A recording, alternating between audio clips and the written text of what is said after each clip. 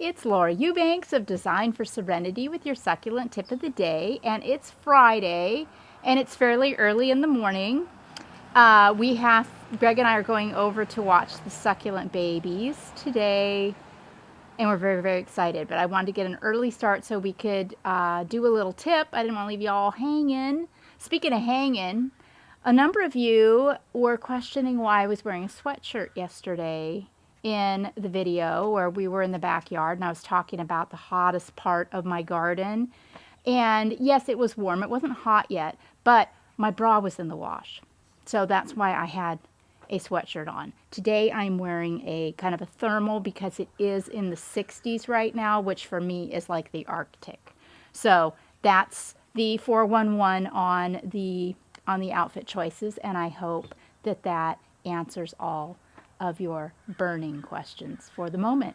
So, gosh, yes, August, yikes. This is not the most gorgeous time in the succulent garden, is it? I thought we could start with my pillar plantings. You have watched me rework these over the years, time after time after time after time. And the last time we did these was right before we left to go up to our Northern California property. So it was back in, yeah, June.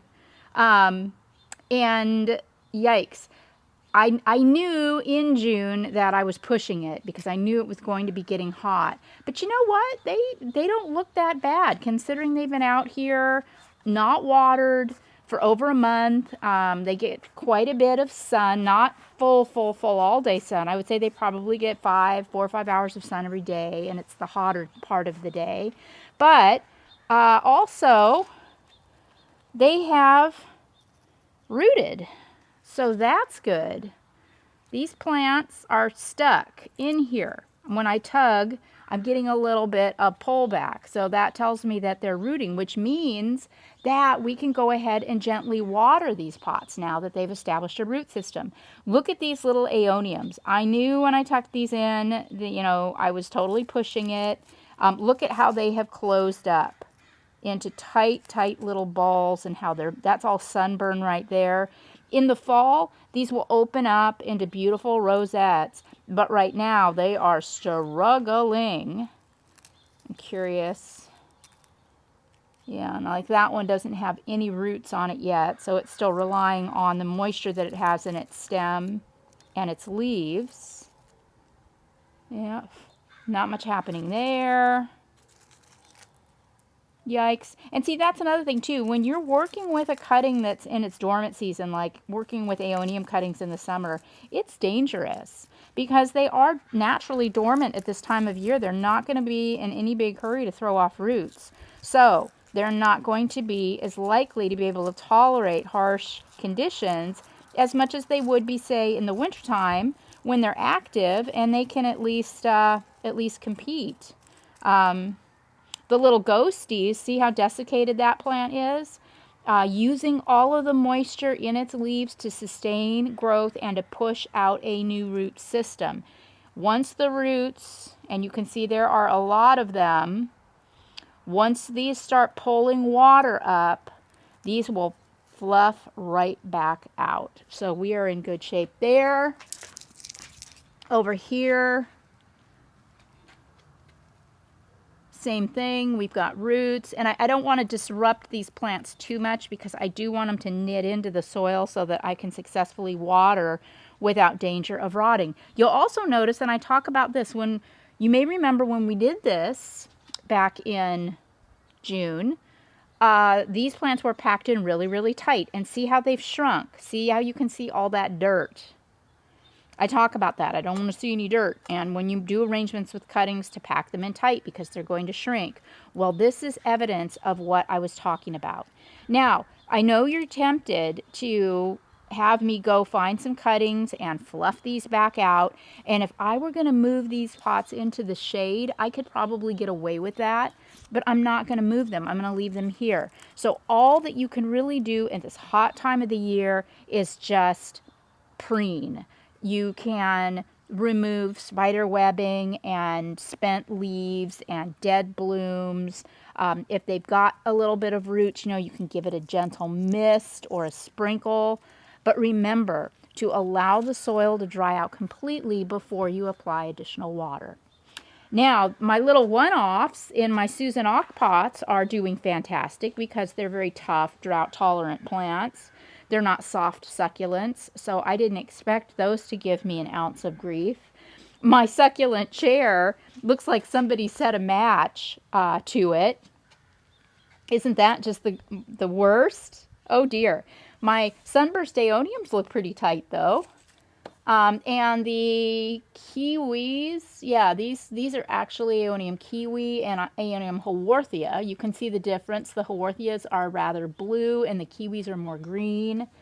Some really, really stressed crassula there. Yeah, this is the hottest of messes. But again, not the time. So what I'll do is come back and do some grooming, clean out some dead leaves. My jasmine has dropped onto this, and just try to, keep it on life support until temperatures cool down. The Fred Ives has thrown off some plantlets. Here you can see. So these can be cut later and set in the ground if I so desire. I've got a little Echeveria imbricata that I took from a job, and it's really, really done well there. The Echeveria imbricatas, as you know, these throw off really, really adorable little babies under the skirts. I don't see that she's thrown off any babies yet, but she did root in there nicely. And even, my pothead, there's still some great color on these superbums and this sedum, California sunset, but overall, not bueno.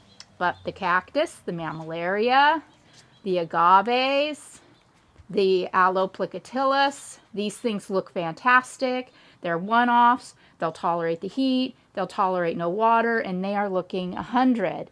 My shell, in my absence, my poor bromeliad, look at that. It is toast. It fried so hard, so I will more than likely look for a replacement for this plant. Remember, the bromeliads are great succulent compatibles, but they need to be watered into their little cup.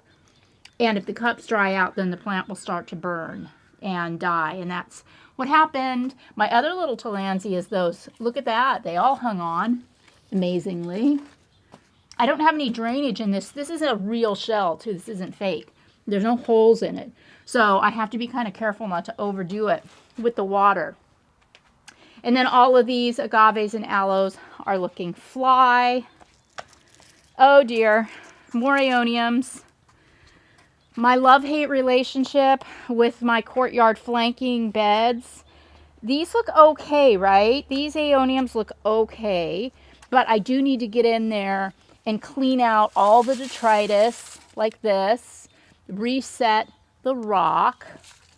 And this, I put this aloe in here as a cutting, and I don't like it. It's too leggy, and it just looks weird. So when the situation changes and we get out of the hottest part of the year, you and I will reinvent this area a bit. Same goes for this. My love-hate relationship with the Cynadenium grantii.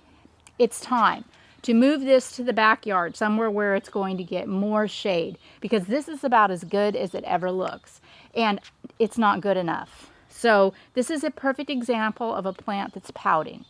It's perfectly healthy, it's not dying, it's just not in the place it really wants to be, so it just always looks a little bit sickly. I will move this to a spot in the backyard. I have an idea for the corner behind my pergola. I think it's going to be so happy there because it will get a lot more shade.